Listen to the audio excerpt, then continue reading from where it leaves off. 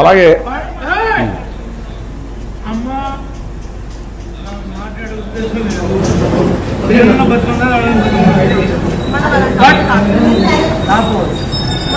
కానీ ఇప్పుడు నా ఫ్యామిలీ గురించి నేను వాడు ఎందుకు మాడాడు శవాలు ఎన్నోండి మర్రా కూర్చో కూర్చో నేను తప్పియనా వాడు మాట్లాడుతుంటే ఒకసారి అడ్వకేట్ గారు బైట్ ప్లే చేయండి. అడ్వకేట్ శ్రీనివాస్ గారు బైట్ ఒకసారి ప్లే చేయండి.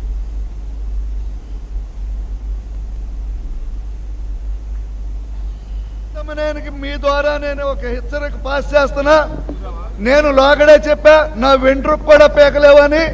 నా ఇంటికి వచ్చి నా ఇంటి మీద పడినా కూడా నా వెంట్రుకు నిజంగా పీకలేకపోయావు. నువ్వు డంపర్లతో వచ్చిన ఒక్క ఇటుక మొక్క పట్టుకెళ్ళలేకపోయావు. ఈ రోజు నుండి చెప్తున్నా చింతమనేని ఖబర్దార్, ఖబర్దార్ చింతమనేని విముక్త దెందులూరు నియోజకవర్గం కోసం నేను పోరాటం చేస్తా. ఈ పోరాటంలో పార్టీలకు అతీతంగా కుల మతాలకు అతీతంగా ఎవరు కలిసి వచ్చినా కలుపుకుని వెళ్తా. ఈ దెందులూరు నియోజకవర్గం కంసుడి చేతుల్లో చిక్కుపోయిన ద్వారకా నగరం అయింది. ఈ కంస సంహారం రాజకీయ సమాధి కట్టే కార్యక్రమం మీద నేనున్నా. నా ప్రయత్నం కూడా అదే, నేను చేసే పని కూడా అదే. ఇతను చేస్తున్న అక్రమాలు అడ్వకేట్ గారి ఒపీనియన్ తీసుకునే ముందు ఒకసారి ఈ అంశం గురించి. ఏనా అంశం అంటే ఒక మామూలుగా పదే పదే చంద్రబాబు నాయుడు గారు చెప్పేది ఏంటి అన్నట్టయితే అంతకుముందు ఉన్నది రాక్షస పాలన అని చెప్పని ఆయన మాట్లాడతారు. ఎక్కడికి వెళ్ళినా కూడా అది విదేశాల్లో కావచ్చు, స్వదేశంలో కావచ్చు, లేదు కలెక్టర్ సమావేశం కావచ్చు, పాలిటీషియన్స్ సమావేశం కావచ్చు, ఎక్కడైనా సరే రాక్షస పాలన, సైకో పాలన అని చెప్పని ఆయన మాట్లాడుతూ ఉంటారు. అంటే రాక్షస పాలన ఏంటి, సైకో పాలన ఏంటి, డెమోక్రటిక్ రూలింగ్ ఏంటి, ఇది ఇక్కడ అసలు ఫస్ట్ వేరియేషన్ గమనించాల్సింది.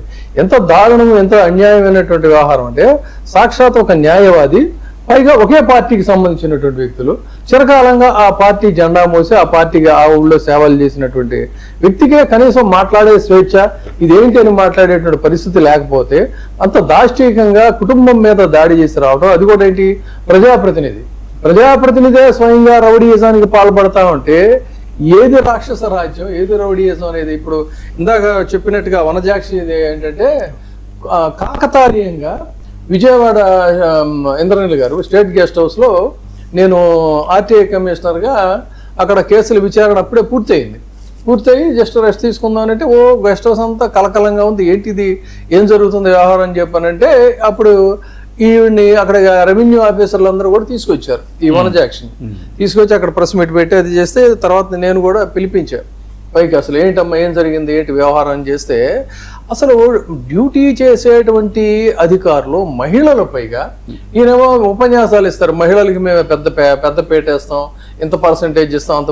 అసలు మహిళా అధికారులే స్వేచ్ఛగా పనిచేసేటువంటి పరిస్థితి లేకపోతే what is the letter and spirit of democracy ఏమిటి అక్కడ? తర్వాత మీకు సంబంధించినటువంటి అధికారులు అసలే ఇలాంటి ప్రజాప్రతినిధులు అసలు అవసరమా మనకి? ఇలాంటి వాళ్ళు పరిపాలన చేయాల్సినటువంటి అవసరం ఉందా? ఏం ఉద్ధరించడానికి సాటి మీ ఊళ్ళో మీ పార్టీ భావజాలంతో ఉండేటువంటి వాళ్ళనే మీరు సహనం కోల్పోయి ఇష్టారంజం కింద చేసి పైగా ఇళ్ళు తోస్తామని చెప్పి వెళ్తే అసలు ఎక్కడ మనం ఫ్యూడలిస్టిక్ సమాజంలో ఉన్నామా, డెమోక్రసీలో ఉన్నామా? దీనికి ముందు ఖచ్చితంగా సమాధానం చెప్పారు. ఎంత ఇదంటే ఒక న్యాయవాదికే కోర్టులో వాదించాల్సిన ఆయన పాపం నడి రోడ్డు మీదకి వచ్చి వాదించాల్సిన పరిస్థితులు వచ్చినాయి అంటే అసలు అక్కడ లా అండ్ ఆర్డర్ సిచ్యువేషన్ ఎలా ఉంది, that it shows the entire state position, state ruling. మీరు ఇక్కడ ఇంకోటి నోటీస్ చేయాల్సింది ఏంటంటే ఇప్పుడు ఏదైతే ఇన్సిడెంట్ జరిగిందో ఆ ఇన్సిడెంట్ని ప్రజలంతా చాలా క్లియర్గా వీడియోల రూపంలో చూస్తుంటారు. ఇంత జరిగిన తర్వాత కూడా అంటే ఎలాంటి చట్టపరమైన చర్యలు తీసుకోకపోగా ఇక్కడ మీరు రిపీటెడ్గా చూసుకోండి, ఈ టర్ము చంద్రబాబు గారు అధికారంలోకి వచ్చిన తర్వాత బాధితుల్ని నిందితులుగా చేసి అరెస్ట్ చేయడం అనేది ఒక ఆనవాయితీగా కొనసాగుతున్నారు. ఇదేదో గొప్పగా ఒక స్ట్రాటజీ కనిపెట్టేశాము, మన గురించి మాట్లాడాలంటేనో ప్రశ్నించాలంటేనో భయపడాలి, సో ఎవరైతే ప్రశ్నిస్తారో, ఎవరైతే ఎదిరిస్తారో, ఎవరైతే ప్రభుత్వ పాలనలో జరుగుతున్న తప్పుల్ని ఎత్తి చూపుతారో వాళ్ళందరి మీద కేసులు పెట్టి అరెస్ట్ చేస్తాము, అంతేగాని నిజంగా తప్పు జరిగిన వ్యక్తిని కాపాడతాము అనే ధోరణిలో జరుగుతున్నాయి. నిన్న కూడా చూస్తే వెళ్ళి దాడి చేయడానికి ప్రయత్నించిన వ్యక్తిని పోలీసులు ఆపుతుంటే పోలీసులను సైతం దుర్భాషలాడిన వ్యక్తినేమో ఇంటికి పంపి, అంటే ఎమ్మెల్యేకి, ఎంపీలకి, మంత్రులకి ఒక చట్టము, సామాన్యులకు ఒక చట్టము అని ఏమన్నా జ్యుడిషియల్లో తేడా ఏమైనా ఉందా సార్? అంటే వాళ్ళు ఏదో కాన్స్టిట్యూషన్ సెపరేట్ గా రాసుకున్నట్టున్నారు, రాసుకున్నట్టుంది. ఇంకోటి ఏంటి, కొన్ని మీడియా ఉంటది కదా, సపోర్టివ్ మీడియా, అది చెప్పటం చాలా సౌమ్యుడు, చాలా సౌమ్యుడు. ఏంటి ఎన్ని కేసులు ఉన్నాయి ఆ వ్యక్తి మీద, ఎన్నిసార్లు ఇలాంటి ఇన్సిడెంట్స్ మనం లైవ్ లో చూసాము, ఇవన్నీ మర్చిపోయి సౌమ్యుడు అని మాట్లాడుతున్నారు చూసారా.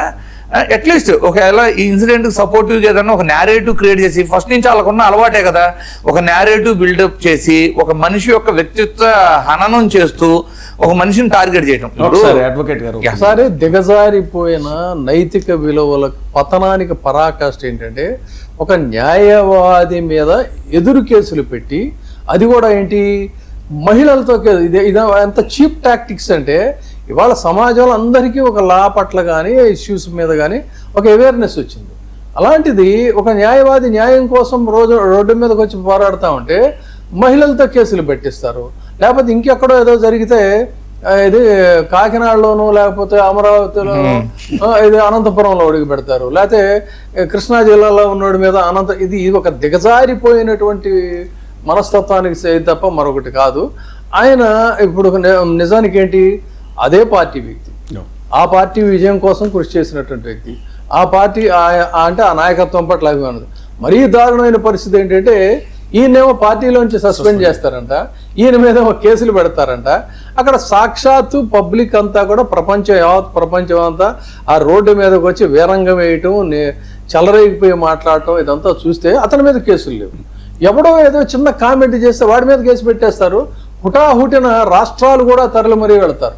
ఒక 2 రోజులు ఆగండి సార్, కన్నెర్ర చేశారు, సీరియస్ అయ్యారు, కొంచెం ఆగండి, ఒక రోజు ఆగితే పేపర్లు వస్తాయి, కన్నెర్ర చేశారు. సో ఇది ఏదైనా ఫస్ట్ అండ్ ఫార్మోస్ట్ నేనైతే మనస్ఫూర్తిగా, నేను ఒక న్యాయవాదిగా ఒక మనస్ఫూర్తిగా నేనైతే ఈడ్పుగంటి శ్రీనివాసరావు గారిని అభినందిస్తున్నాను. అంటే ఈ దేశంలో కోర్టు లోపలే మనం వాదిస్తేనే న్యాయం జరుగుతుంది కాదు, అవసరమైనప్పుడు చాలా మంది న్యాయవాదులు ఆ రోజున కూడా బ్రిటిష్ ముష్కరుల యొక్క దౌర్భాగ్యాలకి, దౌష్ట్యాలకి, దుర్మార్గాలకి న్యాయవాదులు ఎక్కువ మంది రోడ్డు మీదకి వచ్చి పోరాటాలు చేసిన చరిత్ర ఉన్న దేశం ఇది. సో ఆ గడ్డ మీద ఇవాళ ఆయన జైలుకి వెళ్ళొచ్చిన తర్వాత కూడా మళ్ళీ అదే టోన్తో, ఇక్కడ రాజీ పడనటువంటి టోన్తో వాళ్ళ యొక్క గ్రామాన్ని విముక్తం చేస్తానని మాట్లాడిన తీరైతే శభాష్ అనిపించింది. నేను ఆయన అభినందిస్తున్నా. మరి ఆయన రియాక్షన్ ఏంటనేది ఒకసారి. సార్ నమస్కారం సార్, శ్రీనివాస్ గారు. సార్ నమస్కారం సార్, చెప్పండి సార్ మీ స్పందన. సార్ ముందుగా మీ స్టూడియోలో ఉన్న పెద్దలకి, 99 టీవీ వ్యూవర్స్కి అందరికీ నా హృదయపూర్వక నమస్కారాలు సార్. సార్ దీనిలో ప్రభాకర్ అనే వ్యక్తి యాక్చువల్గా నేనైతే ఊహించలేదు సార్, నా ఇంటి మీద దాడి జరుగుద్దని నేను ఊహించలా. నాకు కొంతమంది చెప్పారు, రాత్రి 10 గంటలకు అట్లా చెప్పారు సార్, ఎవరో ఇట్లా నీ ఇంటి మీద జనాన్ని తీసుకుని వస్తాడంటే, అంటే అప్పటికి కూడా నేను నమ్మకుండా క్యాజువల్ గానే ఉన్నా. సౌండ్ చెప్పండి సార్. అప్పుడు కూడా నేను నమ్మకుండా క్యాజువల్ గానే ఉన్నా సార్. తర్వాత మొత్తం అతను వచ్చాడు, అతను వచ్చిన తర్వాత అతనేమో మా ఇంటికి ఒక రోడ్డు 2 పక్కల రోడ్లతో కనెక్షన్ ఉంటుందండి. ఒక రోడ్లోకి ఏమో ట్రాలీ మీద ఒక పెద్ద ప్రొక్లైనర్ తీసుకుని ఒక రోడ్లోకి వచ్చారు సార్. ఇంకో రోడ్లోకి ఏమో అతను కారు వేసుకొచ్చి అడ్డం పెట్టి అతను వచ్చాడు, ఆ వెనకమాల జనం వచ్చారు. వచ్చి పాపం పోలీసు ఇంటిమేషన్ ఉన్నట్టుంది, పోలీసులు మా 2 టౌన్ సిఐ గారు అశోక్ గారు అని ఆయన్ని నేను మొన్నే చూసా, చాలా మంచి ఆఫీసర్ మా మొత్తం మీద. అతను వీళ్ళని చూసి ఆయన ఏం చేశాడు అంటే, మంచి ఆఫీసర్ అంటే ఆయన ట్రాన్స్ఫర్ అయిపోద్ది, అట్లా అనకండి. సరే ఆయనకి లేకపోయిన ఇబ్బందులు వస్తాయి. అయితే ఏమైందంటే ఆయన ఒక కానిస్టేబుల్ గారిని తీసుకుని నా గోడ దూకి లోపలికి వచ్చారండి. ఆయన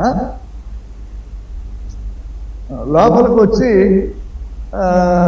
నన్ను, నా భార్యని, నా కొడుకుని నా ఇంట్లోకి నెట్టేసి గడేసి నా ఇంటికి పైన గ్రిల్ ఉందండి, ఆ విజువల్స్ లో ఉన్నాయి. ఆ గ్రిల్కి ఆయన గేడ పెట్టి తాళం లేకపోతే పక్కన గొట్టం ముక్క ఏదో ఉంటే దాంట్లో దోసి కానిస్టేబుల్ దాన్ని అడ్డంగా పట్టుకుని ఉంటే వాళ్ళేమో ఆ గ్రిల్ పీకేయటానికి ఊపుతున్నారు. ఆ ఊపే క్రమంలో ఆ గ్రిల్ ఊడు రాలేదు, కానీ ఈ లోపు ఇంకా పోలీసులు వచ్చారండి. మిగతా పోలీసులు వచ్చి తీసుకెళ్ళి వాళ్ళేమో ఇంటికి పంపేశారు. లోపలికి వచ్చి నన్ను ఏదో ప్రివెంటివ్ డిటెన్షన్ అండి, మీరు పోలీస్ స్టేషన్కి రావాలన్నారు సార్.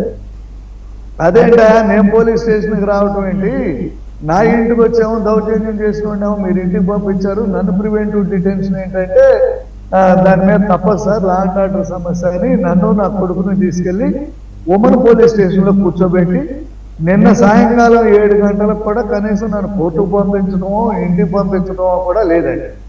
మా అడ్వకేట్స్ వస్తే అలౌ చేయలేదు. అప్పుడు మా అడ్వకేట్స్ నాకు కూడా తెలియదు, కోర్టులో వాళ్ళు సెర్చ్ పిటిషన్ వేసి మా కమిషనర్ వచ్చి, మా కమిషనర్ నన్ను, నా కొడుకుని తీసుకెళ్లి మ్యాజిస్ట్రేట్ ముందు పెట్టారు. మా జడ్జి గారు రిలీజ్ చేస్తుంటే అక్కడికి మళ్ళీ ఇంకో SC ST కేసు కట్టి పోలీసులు దాంట్లో రిమాండ్ అవ్వమని వచ్చారు. జరుగుతుంది ఇదే. అప్పటికి నన్ను జడ్జి గారు ఏం చేశారు అంటే నన్ను రిలీజ్ ఇచ్చేసి వెళ్ళిపోమన్నారు. ఆ SC ST కేసు వీళ్ళు కట్టిన పోలీస్ స్టేషన్ పరిదేమో ఇంకో జడ్జి గారు, ఈ జడ్జి గారు కాదు. అది బాగా ఈ రోజుకి ఇప్పటికి నాకు తెలిసిన అంతిమ సమాచారం ప్రకారం 4-5 కేసులు నా మీద, ఒక SC ST కేసు, లేకపోతే ఇంకో మహిళ ఎవరో నా దగ్గరికి న్యాయ సహాయానికి వస్తే నేనైతే చేయిపుచ్చుకున్నాను, అదో కేసు. అట్లా ఒక 4-5 కేసులు రిపోర్ట్లు పెట్టించారండి. మరి ఆ దానిలో ఇవాళ రేపు అరెస్టు ఉండేలాగా ఉంది. ఇది నేను పోలీస్ స్టేషన్లో ఉంటే మా పార్టీ వాళ్ళే నన్ను సస్పెండ్ చేశారు. నన్ను సస్పెండ్ చేసిన తర్వాత మా పార్టీ లీడర్స్ వెళ్ళి ఇదే ప్రభాకర్ ఇంటికి వెళ్ళి ఇతను పలకరించి ఇతనికి సంఘీభావం అంట. నాకు అసలు ఏమీ అర్థం కావట్లేదండి. అతను మరి ఇంకో 10 బుల్డోజర్లు కొని ఇంకో 10 కొంపలు పడగొట్టారా, నిన్ను అడిగినోడు ఎవడన్నా ఉంటే అనే ఇండికేషన్ అతనికి ఇవ్వటానికి వెళ్ళారో ఏంటో నాకు తెలియదు. టీడీపీలో మీ రాజకీయ ప్రస్థానం ఎప్పుడు ప్రారంభమైంది? ఈ చింతమనేని ప్రభాకర్తో మీకు ఎప్పటి నుంచి ఈ విభేదాలు? సార్ విభేదాలు అంటే 2009లో ఇతను మొట్టమొదటిసారి ఎమ్మెల్యే కంటెస్ట్ చేశారు సార్. అప్పటి నుండి అంతకు ముందు కూడా ఉన్నా నేను సీరియస్గా ఏ పార్టీలోనూ లేను. ఇతను నాకు చిన్నప్పటి నుండి ఫ్రెండ్, కొంచెం దూరం బంధుత్వం కూడా ఉంది. దాని మీద ఏంటి అంటే సరే అతను ఏదో పొలిటికల్గా వెళ్తున్నాడు, మనకు దాంతో సంబంధం లేదు అనే దాంట్లో మేమందరం ఎంకరేజ్ చేసుకుంటూ వచ్చిన వాళ్ళం. అయితే 2024 ఎలక్షన్ ముందు మాత్రం నేను చెప్పా, నీ వెర్బాటం మారలా, నీ బాడీ లాంగ్వేజ్ మారలేదు, నేను జర్నీ చేయట్లేదు అనేది నేను చెప్పా. అక్కడి నుండి నేను తనకు చేయలేదండి. నేను పైకి కూడా చెప్పా, ఇతను కాకుండా వేరే అతనికి ఎవరికి ఇచ్చినా గెలుస్తుందని మన దగ్గర, ఇతను అయితే మాత్రం గెలవడం కూడా కష్టం అనేది కూడా నాకు సన్నిహితంగా ఉండేవాళ్ళకి నేను తెలియజేసి. మరి ఇప్పుడు వనజాక్షి గారి కేసు తర్వాత కూడా అంత పెద్ద ఘటన జరిగింది, అప్పుడు దాని తర్వాత కూడా ఎందుకు మరి ఆయన ఎంకరేజ్ చేసి టికెట్ ఇచ్చారని మీరు అనుకుంటున్నారు? సరే అది రాజకీయంగా రాజకీయ పార్టీలకి అతనికి ఉన్న దానిలో జరిగింది సార్. అది మేము క్వశ్చన్ చేసే స్థాయి కాదు. మొన్న 24 నాటికైతే నేను నాకున్న సాన్నిహిత్యంలో నేను పైకి కూడా ఎందుకు నాకు ఆ సాన్నిహిత్యం వచ్చిందంటే 1924లో ఈ తెలుగుదేశం పార్టీ కోసం నేను దాదాపుగా 1680 మందికి నేను బెయిల్స్ చేశాను. ఆ యోగాలలో కానివ్వండి, లేకపోతే అంగళ్ళు మదనపల్లి కానివ్వండి, మా ఏలూరులో కానివ్వండి, ఎక్కడ ఇష్యూ ఉన్నా వెళ్ళి అటెండ్ అయ్యాను. అటెండ్ అయిన సందర్భంలో కొంత యాక్సెస్ వస్తే ఆ యాక్సెస్ నేను ఇంటిమేట్ చేశాను, ఇతనికి కాకుండా మీరు ఎవరికైనా ఇవ్వండి, ప్రశాంతంగా ఉంటుంది కాన్స్టిట్యుయెన్సీ, ఇతను కాదు అని చెప్పన్నా. సరే పార్టీ వేరియస్ రీజన్స్తో అతనికి ఇచ్చింది సార్.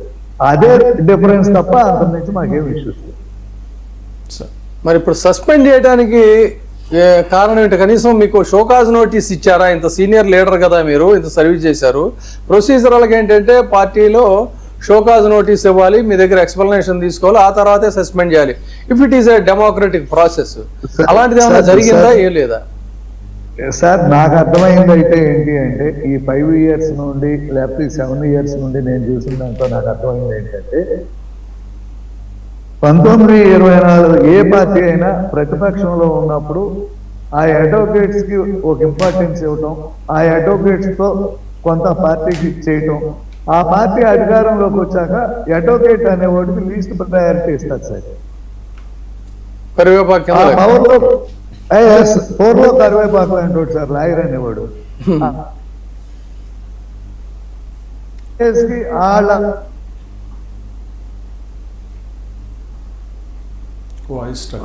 స్ట్రక్ అయింది. ఎమ్మెల్యేలో ఉంటాయి. మనం ఏంటంటే పోకిరి సినిమాలో ప్రకాష్ రాజ్ గారు చెప్పినట్టు గిల్లితే గిల్లించుకోవాలి, ఎదురు అడగకూడదు. ఎదురు ఎవరైనా ఇప్పుడు మా అడ్వకేట్స్ ఉండే సహజ సిద్ధమైన లక్షణం ఏంటి అంటే అది కరెక్ట్ కాదు అని అనుకున్నప్పుడు మేము కొంచెం నోరు విప్పే లక్షణం మాకు మా ప్రొఫెషన్ ఇస్తుందండి. మాకు ఆ ధైర్యం కూడా మా ప్రొఫెషనే మాకు ఇస్తుంది. దాని మీద కొంచెం మేము నోరిప్పుతాం. ఆ నోరిప్పితే ఈ సమస్యలు వస్తున్నాయి అనేది నా భావం. సార్ ఇప్పుడు మీరు చాలా ఆరోపణలు చేశారు ఆయన మీద. Sand to land, mine to wine, అలాగే కోడి పందాలు టు బెల్ట్ షాప్లు, ఇవన్నీ చాలా ఆరోపణలు చేశారు కదా. ఇవి ఇంతకుముందు పార్టీ దృష్టికి తీసుకెళ్లారా, లేదంటే మీరు ఇలా బయటకు వచ్చి డైరెక్ట్గా చెప్పటమేనా?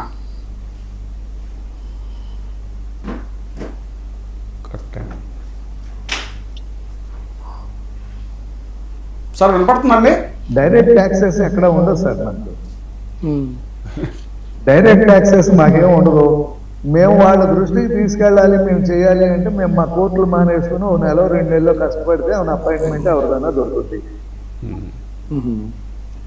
ఆ పరిస్థితుల్లో మేమేమో పొలిటికల్ లీడర్ లాగా మేము అక్కడికి వెళ్ళిపోయి మేము అక్కడ వెయిట్ చేసి వెళ్ళి మేము ఇచ్చేంత ఇది మాకు లేదు. మేమేంటి అంటే ఓ ప్రెస్ మీట్ పెట్టి ప్రెస్ ద్వారా చెప్తే పైకి వెళ్ళద్దు అనే దానికోసం నేను ఫస్ట్ లిక్కర్ ఉద్దేశం ఏంటి అంటే అసలు ఎన్లైటన్ అవుతుంది పార్టీకి, ఇది పార్టీకి తెలియదేమో, ఈ కరెక్ట్గా వెళ్ళద్దు అనే దాని మీద నేను ఎన్లైటన్ చేశాను. ఎన్లైటన్ చేస్తే దాని మీద ఏమి రెస్పాన్స్ నాకేమి కనిపించలే. ఆ కనిపించకపోగా నా మీద ఒక 4-5 యూట్యూబ్లో లోకల్లో పురమాయించేసి తల ఒకటి వదిలేయటం అంటే ఇది ఎట్లా ఉంది అంటే సార్, ఒక ఎమ్మెల్యేని ఎదిరించాలి అంటే మాత్రం చాలా కష్టసాధ్యం సార్. లాయర్ అనేవాళ్ళం మేము కోర్టులో మేము కొట్లాడటం వేరు, బయట సామాజికంగా కొట్లాడాలి అంటే మా లాయర్స్ శక్తి సరిపోదు సార్, నాకు అర్థమైంది. కానీ మరి ఎందుకు మీరు పోరాటానికి సిద్ధమయ్యారు? రాజీ లేని పోరాటం అంటున్నారు. తర్వాత న్యాయవాదిగా మీరు చాలా మంది తరఫున వాదించే మీ మీద ఇవాళ SC ST కేసులు కూడా ఇదని ఎలా ఫేస్ చేద్దాం అనుకుంటున్నారు? మీ ధైర్యం ఏంటి? నా ధైర్యం అదే సార్, నేను చెప్పేది అదే. స్వాతంత్ర పోరాటం నుండి చూస్తే ఈ దేశంలో మన న్యాయవాదుల పాత్ర ఎక్కువ ఉంది సార్. ఈ రోజులు ఇవాళ వచ్చేసరికి ఏంటి అంటే కారణాలు ఏవైనా మనం వెనకబడిపోయాం. ప్రజాబాహుళ్యంలోకి అడ్వకేట్ అనేవాడు రాలేని పరిస్థితి, వచ్చి నిలబడలేని పరిస్థితి మనకు వచ్చింది. ఇక్కడ ఏమైంది అంటే అతను ఏ నియోజకవర్గం నుండి అయితే రిప్రజెంట్ చేస్తున్నాడో నేను అదే నియోజకవర్గానికి చెందిన వ్యక్తిని. ఇద్దరు ఒక చోట నుండి పెరిగిన వాళ్ళు వేశారు. నెక్స్ట్ ఏంటి అంటే ఒక ప్రెస్ మీట్ పెట్టాం. ఓ ప్రెస్ మీట్ పెట్టినప్పుడు కనీసం దాని మీద ఒక రెస్పాన్స్ లేదు సార్ కదా, మన మీద అటాక్లు వచ్చింది. వారినాయన ఇదేంట్రా సమాజం ఎట్లా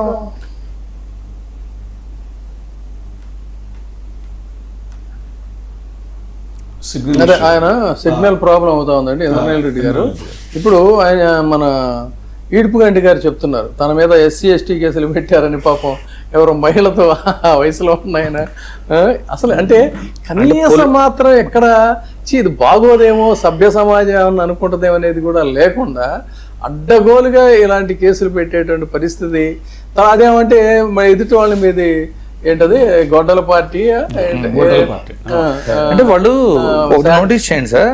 ఇప్పుడు కాదు, మీరు గతాన్ని కూడా తీసుకుంటే ఒక నేరేటివ్ ని బిల్డ్ చేసి ఆ నేరేటివ్ లో విష ప్రచారాలు చేస్తూ ప్రజలను ప్రలోభ పెట్టడానికి సొంత మీడియా ఒక సెక్టార్ ని పెట్టుకొని అలా వాళ్ళు చేసుకెళ్ళటం వాళ్ళకి ఆనవాయితీగా ఉంది. ఇప్పుడు మీరు జగన్మోహన్ రెడ్డి గారి విషయమే తీసుకుందాం ఎగ్జాంపుల్ కోసం. 2011లో 1,00,000 కోట్ల ఆర్థిక నేరస్తుడు అని ఒక నేరేటివ్ని తీసుకెళ్లారు. దానికి ప్రూఫ్స్ ఎవిడెన్సెస్ ఏమీ లేకపోయినా వాళ్ళకున్న ఎల్లో మీడియా సహాయంతో దాన్ని ప్రజల్లోకి బలంగా, అది ఒకరోజు రాయరు, దాన్ని ఒక సంవత్సరం పాటు, సంవత్సరం ఏంటి సార్, ఈ రోజుకి వాడుతున్నారు కోర్టుల్లో చాలా కేసుల్లో. అది కొట్టివేయబడుతూ అది అవాస్తవం చెబుతున్నా కూడా ఈ రోజుకి 1,00,000 కోట్ల ఆర్థిక నేరస్తుడు అనే పదాన్ని వాళ్ళు వాడతారు. నిందితుడు కూడా కాదు, నేరస్తుడు అని వాడేస్తారు. నెక్స్ట్ అలాగే మీరు కొన్ని చూసుకుంటే ఆల్ ఆఫ్ సడన్ హైదరాబాద్లో ఒక పర్టికులర్ పర్సన్ ఒక ఫ్రాంక్ కాల్ లాగా చేసి నేను 10,000 కోట్ల అడ్వాన్స్ ట్యాక్స్ కట్టబోతున్నా అని చెప్పారు. 2016 సార్ ఇన్సిడెంట్. లక్ష్మణ్ ఏదో ఉంది ఆయన పేరు. వెంటనే సీఎం హోదాలో ఉన్న చంద్రబాబు గారే ప్రెస్ మీట్ పెట్టి ఇది జగన్మోహన్ రెడ్డి గారే అన్నట్టు ప్రెస్కి ఇచ్చారు. ఇక అంతే వీళ్ళ తోకపత్రికలని దాన్ని ప్రచారం చేయటం. తర్వాత చూస్తే ఆ వ్యక్తిని ఎంక్వైరీ చేసి అరెస్ట్ చేసి చూస్తే అతని బ్యాంక్ బ్యాలెన్స్ కనీసం మినిమం బ్యాలెన్స్ లేదంట. ట్యాక్స్లు కాదు, బ్యాంక్ బ్యాలెన్స్ మినిమం లేదు. అలాగే మీరు చూడండి కోడి కత్తి విషయం తీసుకున్నా ఆయనే పొడిపించుకున్నాడు. వీళ్ళు చేసే ప్రోపగాండాస్ ఇవన్నీ కూడా లేదు. తిరుమల దేవస్థానం మీద అన్యమత ప్రచారాలకి సపోర్ట్ చేసింది రాజశేఖర రెడ్డి గారని 20 సంవత్సరాల పాటు ఆయన చెప్పటం, వీళ్ళంతా సపోర్టివ్ మీడియాతో రన్ చేయటం. 14 లక్షల కోట్లు అప్పు అయిపోయింది. ఇప్పుడు వీళ్ళు అధికారంలోకి వచ్చి వాళ్ళే ఏం చెబుతారు, అప్పట్లో 3,32,000 కోట్లు అని అసెంబ్లీ సాక్షిగా చెబుతారు. కానీ 5 సంవత్సరాలు పేపర్లో విచ్చలవిడిగా రాసి ఈ విషపూరితమైన రాతలతో అంటే ఒక నేరేటివ్ బిల్డ్ చేసుకొని దాని ద్వారా ప్రజల్లోకి విషాన్ని నింపటం. లేదు తిరుమల లడ్డుకు వాడే నెయ్యిలో పంది కొవ్వు కలిసిందని చెప్పేయటం. ఒకటి కాదు సార్, మీరు 30,000 అమ్మాయిలు మిస్ అయ్యారు అనటం కానివ్వండి, సుగాలి ప్రీతి ఇన్సిడెంట్లో న్యాయం చేసిన తర్వాత కూడా నిందేయటం అవ్వచ్చు. ఈ రోజున కొత్తగా ఏంటి, ఇప్పుడు మీరు అన్నదానికి చెప్తున్నాను, ఇప్పుడు గొడ్డల పార్టీ. అల్టిమేట్లీ అధికారం వచ్చినప్పుడు ఏదైతే హామీలు మనం ఇచ్చామో ఆ హామీలను నెరవేర్చకపోగా ప్రజలను మోసం చేస్తూ ఒక నేరేటివ్గా ప్రతిపక్షంలో ఉన్న వాళ్ళ మీద విషం కక్కే విధంగా ప్రజల్లోకి అసత్య ప్రచారాలను తీసుకెళ్లడానికి సీఎం హోదాలో ఉన్న వ్యక్తే మాట్లాడుతూ తనకి సపోర్టివ్గా ఉండే మీడియా ద్వారా అవాస్తవాలను ప్రచారం చేయడం. ఇప్పుడు మనలాంటి వాళ్ళు ఏదన్నా ఒక మాట మాట్లాడితే సోర్స్ ఏది, ఇప్పుడు మొన్న ప్రొఫెసర్ నాగేశ్వరరావు గారి విషయంలో సోర్స్ ఏది అని అంత హంగామా చేశారు. మరి ఇప్పుడు నేను చెప్పిన ఇన్సిడెంట్స్ అన్నీ కూడా తర్వాత అబద్ధాలని తెలియని కదా, ఏ ఒక్క ఇన్సిడెంట్లో అన్న సోర్స్ ఏంటో చెప్పారా వాళ్ళు? లేదు, వాళ్ళ మీద ఏమైనా కేసులు ఉన్నాయా? కాదండి, ఇక్కడ నా పాయింట్ ఏంటంటే పోనీ మీరు చెప్పేవన్నీ పొలిటికల్ గా వాళ్ళకి కౌంటర్ పార్టీ కాబట్టి దాన్ని ఏదో రకంగా తొక్కేయాలి నొక్కేయాలి అనేది, అంటే అది కూడా అప్రజాస్వామికమే, కానీ అప్రజాస్వామికైనా సరే తొక్కేసేయాలండి. కానీ ఇక్కడ పాము తనుగడ్లు తనే మింగింది అన్నట్టుగా సొంత పార్టీ, ఆ పార్టీ విజయం కోసం ఆయన చెప్తున్నారు ఎన్నో సంవత్సరాలుగా జెండాలు భుజాన్ని వేసుకొని. తప్పు వారిదే అయితే నేను ఇప్పుడు యాజ్ ఏ అనలిస్ట్ చెబుతున్నా, తప్పు వారిదే అయితే. ఎందుకంటే నేను యాజ్ ఏ అనలిస్ట్ చెబుతున్నా, ఇదేమన్నా మొదటిసారా సార్?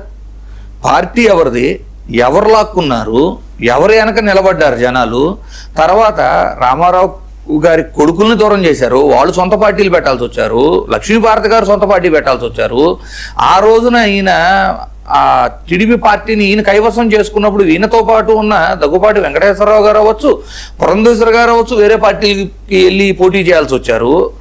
ఇలా ఎన్నో సందర్భాలలో రిపీటెడ్గా, అంటే నాదెండ్ల భాస్కర్ గారి విషయం అవచ్చు, ఇలా రిపీటెడ్గా ఇది జరుగుతూనే ఉన్నది కదా. లాయర్ గారు ఉన్నారండి లైన్ లో, చిలకలూరుపేట. అంటే లాయర్ గారి కంటే ముందు రీసెంట్ ఎగ్జాంపుల్ చిలకలూరుపేటలో కూడా టీడీపీ కార్యకర్త ఒక మల్టీప్లెక్స్ లాంటిది కట్టుకుంటే అతనికి న్యాయం జరగలేదని ఆయన పాపం ధర్నా చేస్తున్నారు కదా లాయర్ గారు. సార్ వినపడుతుందండి శ్రీనివాస్ గారు? పేటలో కూడా అది కూడా మేజర్ ఇన్సిడెంట్. శ్రీనివాస్ గారు వినపడుతుందండి? ఈవెన్ వాళ్ళకి మద్దతు ఇచ్చి వాళ్ళని గెలిపించిన నిజంగా 2024లో వాళ్ళ గెలుపుకి కారణమైన, ముమ్మాటికి కారణమైన జనసేన వాళ్ళ పరిస్థితి ఈ రోజున ఎట్లుందో మనం చూస్తున్నాం. ఇవన్నీ చూస్తూ అంటే ఆల్ ఆఫ్ సడన్ ఒక వ్యక్తికి అన్యాయం జరగగానే వాళ్ళు అలా చేస్తున్నారు అంటే నేనేమంటానంటే ఇది ఇప్పుడు స్టార్ట్ అవ్వలేదు కదా, గత 20-25 ఏళ్ల క్రితం నుంచి ఇదే జరుగుతుంది కదా. కాకపోతే వారికి కొత్త ఎక్స్పీరియన్స్ ఇది. ఇదేంటి, నేను కదా పార్టీకి ఇంత కష్టపడ్డాను, నాకు ఇలా జరిగింది ఏంది అని అతనికి కొత్తగా ఉందేమో, కానీ ఈ తంతు అనేది రిపీటెడ్గా జరుగుతూనే ఉంది ఆ పార్టీలో. శ్రీనివాస్ గారు, ఇలాంటి పరిస్థితి మీరు ఊహించారా? ఇలాంటి పరిస్థితి వస్తుందా ఇంత సిన్సియర్ గా పనిచేసినందుకని? సిగ్నల్ కట్ అయింది సార్, అయింది కట్ అయిందా? సో ఇక్కడ పాపం ఇక్కడ నిజానికి ఏంటంటే ఆయన చాలా విషయాలు మనం మాట్లాడాలని అనుకున్నాం. కంప్లీట్ కట్ అయిపోయింది, ఆయన ఎగ్జిట్ అవును సార్, అదే సిగ్నల్ ఇష్యూ ఉందంట. Okay okay. సార్. సో ఇక్కడ పరిస్థితి ఏంటంటే ఇప్పుడు ఆయన చెప్పారు, విన్నాం మనం. అసలు ఒక అడ్వకేట్ మీద జెండా బుధాన్ని వేసుకొని ఇంతకాలం పనిచేసినటువంటి అడ్వకేట్ మీద ఆయన మీద తప్పుడు కేసులు పెట్టించడం ఏంటండి? అదేమంటే మాట్లాడితే ఎంత పాలకులు misuse of SC ST cases Supreme Court of India పదే అనేక కేసుల్లో చెప్తా ఉంది. ఎస్సీ ఎస్టీ కేసుల సెక్షన్స్ని దుర్వినియోగం చెయ్యొద్దు అని చెప్తా ఉంటే పాలకులే మరి ఈ రకమైనటువంటి పరిస్థితులకు పాల్పడతా ఉంటే ఎట్లా అసలు? ఇప్పుడు అంటే ఇక్కడ ఒకటి సార్, న్యాయాన్ని ఇక్కడ ఏంటి, పొలిటికల్ పార్టీలు లేదు అధికారంలో ఉన్నాం కాబట్టి మనం ఏం చేసినా చెల్లిద్ది, మన కనుసన్నాల్లో పోలీసులు కూడా నడుచుకోవాల్సి వస్తారు, సిస్టమ్స్ అన్ని మన చేతిలో పెట్టుకున్నాం, కేంద్రం అలాగే ఉంది, రాష్ట్ర ప్రభుత్వాలు అలాగే ఉన్నాయి. నేను ఏ ఒక్క పార్టీకి ఇది ఎక్సెప్షనల్ గా చెప్పట్లేదు, కానీ నేనేమంటా అంటే కోర్టులు సైతం సమర్థించే విధంగా కొన్ని సందర్భాల్లో తీర్పులు వస్తున్నాయి. అదృష్టం బాగుండి లాయర్ గారికి ఇమీడియట్ గా బెయిల్ వచ్చింది. అది కూడా ఎందుకంటే చెప్తానండి, అప్పటి వరకు కూడా మీరు కొంచెం గతంలోకి వెళ్ళినట్టయితే సోషల్ మీడియా కార్యకర్త చిన్న వాళ్ళు పాపం అల్పజీవులని వాళ్ళని వీళ్ళనండి పెద్ద కేసులు పెట్టి ఊళ్ళో వెళ్ళి వాళ్ళని తీసుకొచ్చి ఊరూరా తిప్పడం, పసిబిడ్డలు కూడా ఉంటే కూడా వాళ్ళని యువతలు లేకపోతే అని కూడా చూడకుండా చాలా పూర్ పీపుల్ని అతి దారుణంగా స్టేషన్ల చుట్టూ తిప్పినటువంటి పరిస్థితి ఉంది. చేతులు వాచిపోయినటువంటి ఇవి కూడా మనం చూసాం విజువల్స్. అలాంటి ఆ పరంపర కొనసాగిస్తామంటే ఎవడెవడా పెడతాడు అంటే వాడికి అసలు సంబంధం లేదా, కేసుతో సంబంధం ఉండదు. అయితే ఆనరబుల్ కోర్ట్స్ చెప్పినాయి, అగ్రీవ్డ్ పార్టీ ఎవరైనా ఉంటే వాళ్ళే కేసు ఫైల్ చేయాలి, థర్డ్ పార్టీ ఇది కాదని చెప్పినా కూడా స్టిల్ అదే పని చేసుకుంటూ వస్తున్న పరిస్థితుల్లో ఆనరబుల్ జస్టిస్ శ్రీనివాస్ రెడ్డి గారు ఒక అద్భుతమైనటువంటి తీర్పు ఇచ్చారు. ఆ తీర్పు దరిమిలా ఇప్పుడు మ్యాజిస్ట్రేట్స్ ఏంటంటే మీరు కళ్ళు మూసుకొని రిమాండ్లు ఇచ్చేయటం అలాంటి పనులు చేయకండి అని చెప్పి ఆనరబుల్ హైకోర్ట్ ఆఫ్ ఆ జడ్జి మీద కూడా, ఆ జడ్జి గారి మీద కూడా ట్రోల్ చేసిన పరిస్థితులు కూడా ట్రోల్ చేశారు. అక్కడి నుంచి ఒక జీవో ఇష్యూ అయిన తర్వాత ఇప్పుడు నిజంగా చాలా మందికి ఇలాంటి వాళ్ళకి